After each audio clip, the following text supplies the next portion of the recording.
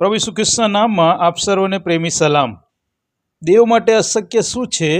જ્યારે ઈશ્વર પોતે પોતાના નામે વચન આપે ત્યારે શું એ વાત પર શંકા હોઈ શકે? શું તમને ક્યારે એવું લાગી રહ્યું છે કે ઈશ્વરના વચન સંબંધી મોડું થઈ રહ્યું છે? તમારી પ્રાર્થનાનો જવાબ નથી મળી રહ્યો? તો આવો આજના આ અભ્યાસ દ્વારા ઈશ્વરે પોતાના સમ ખાઈને જે વચન ઇબ્રાહીમને આપેલું તે વિશે સત્ય શોધીએ, જે આપણા જીવનમાં લંગર સમાન સાબિત થઈ શકે છે.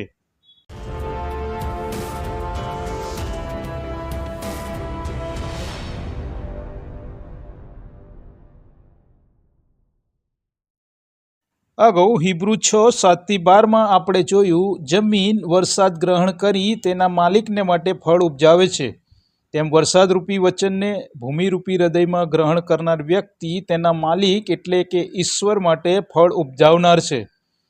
ફળ આપતી ન હોય તેવી વ્યક્તિ અગ્નિમાં નંખાય છે, અને લેખક વિશ્વાસ રાખે છે કે તમે એવા નથી, પણ તમે તો વિશ્વાસ અને ધીરજથી વચનોના વારસ છો. અને આ જ વાતને આગળ વધારતા તે 13-20 કલમમાં ઈશ્વરના ખાતરીભર્યા વચનો વિશે શીખવે છે. 13મી કલમ, કેમ કે ઈશ્વરે ઇબ્રાહીમને વચન આપ્યું ત્યારે પોતાના કરતાં કોઈ શ્રેષ્ઠ નહોતો કે જેના સમ તે ખાય, માટે તેમણે પોતાના જ સમ ખાઈને કહ્યું. ઈશ્વર પિતાએ ઇબ્રાહીમને પોતાના સમ ખાઈને વચન આપ્યું હતું. ઉત્પત્તિ 22:15-18 તેનો ઉલ્લેખ છે. સમ કોણ ખાય? શા માટે ખાય? કોના ખાય? સાચો વ્યક્તિ અન્યને વિશ્વાસ અપાવવા, ખાતરી અપાવવા, જે શ્રેષ્ઠ હોય તેના સમ ખાય, તો જ સાંભળનારને વિશ્વાસ આવે. ગમે તેવી વ્યક્તિના સમ ખાવાથી સાંભળનાર વ્યક્તિ વિશ્વાસ ન પણ કરે. અહીં ઇબ્રાહીમને ખાતરી અપાવવા પ્રભુ પોતાના સમ ખાય છે, કેમ કે તેમનાથી વધારે શ્રેષ્ઠ કોણ હોઈ શકે? પોતાના સમ ખાઈને ઈશ્વર કહે છે, 14મી કલમ, ખરેખર હું તને નક્કી આશીર્વાદ દઈશ અને તારો વિસ્તાર નિશ્ચય વધારીશ. ઇબ્રાહીમે ઈશ્વરે આપેલા ખાતરીદાયક વચન પર વિશ્વાસ કર્યો. ઘણા વર્ષો વીતી ગયા હોવા છતાં ધીરજ રાખી, અને 15મી કલમ પ્રમાણે તેને વચનનું ફળ મળ્યું. આગળ 16-18 કલમમાં ઈશ્વરના સમ વિશે સમજાવવામાં આવ્યું છે. 16મી કલમ, માણસો પોતાનાથી શ્રેષ્ઠ હોય એના સમ ખાય છે અને સર્વ તકરારનો અંત લાવે છે. મતલબ સમ દ્વારા સામેવાળી વ્યક્તિને ખાતરી અપાવી વિવાદનો અંત લાવે છે.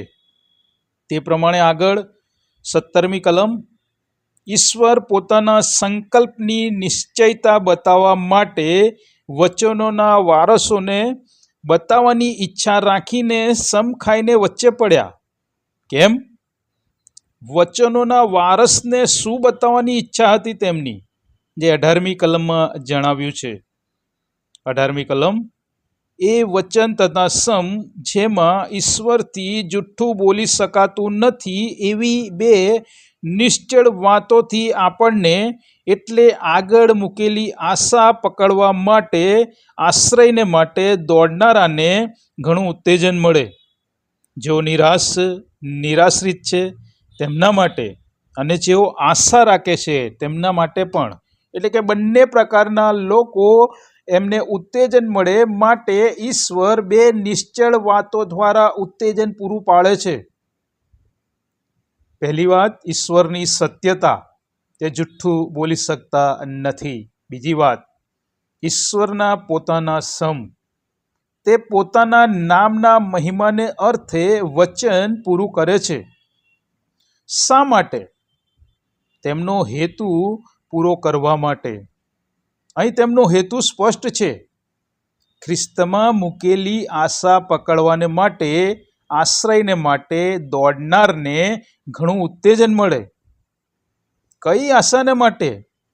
તીતસને પત્ર 1 અધ્યાયને 2 કલમ, અનંત જીવન વિશેનું જે વચન, જે ઈશ્વર કદી જુઠ્ઠું બોલી શકતા નથી, તેમણે અનાદિકાળથી આપ્યું.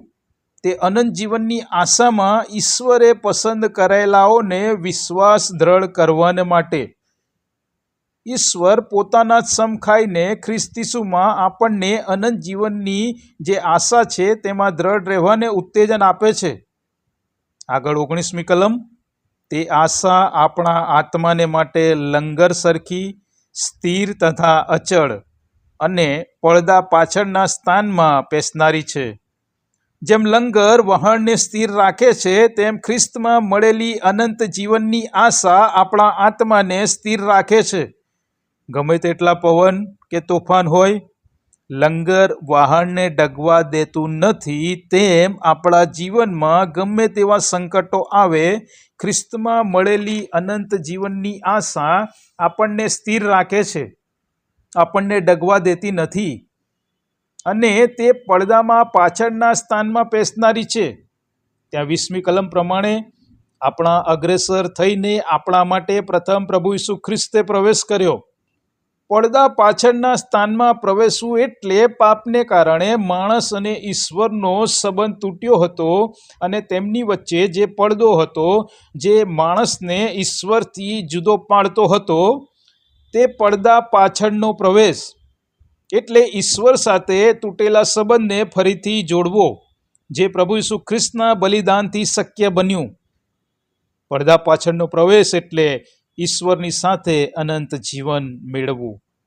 પ્રથમ પ્રભુ ઈસુ ખ્રિસ્તે પ્રમુખ યાજક તરીકે કાર્ય કર્યું અને હવે 1 પિત્તર 2:9 પ્રમાણે આપણે પોતે પણ રાજમાન્ય યાજક વર્ગ છીએ.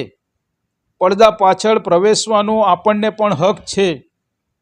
પ્રભુ ઈસુ ખ્રિસ્તે આપણી અનંત જીવનની આશા સુરક્ષિત કરી છે. પ્રથમ તે પોતે પ્રવેશ્યા અને આપણા માટે નિશ્ચિત અને સ્થિર લંગર નાખ્યું છે, જેથી આપણે સ્થિર રહી શકીએ. શું આજે મારું જીવન સ્થિર છે? વિચાર કરીએ. આજના સંદેશ દ્વારા અનંત જીવનની આશામાં દ્રઢ અને મજબૂત બનીએ. આવતા સંદેશામાં કેવી રીતે પ્રભુ ઈસુ ખ્રિસ્ત એ પ્રમુખ યાજક છે, મલ્કીસદેકનો ધારો શું છે, તે વિશે અભ્યાસ કરીશું. પ્રભુ આ બાબતો સમજવા આપ સર્વની સહાય કરો. આમેન.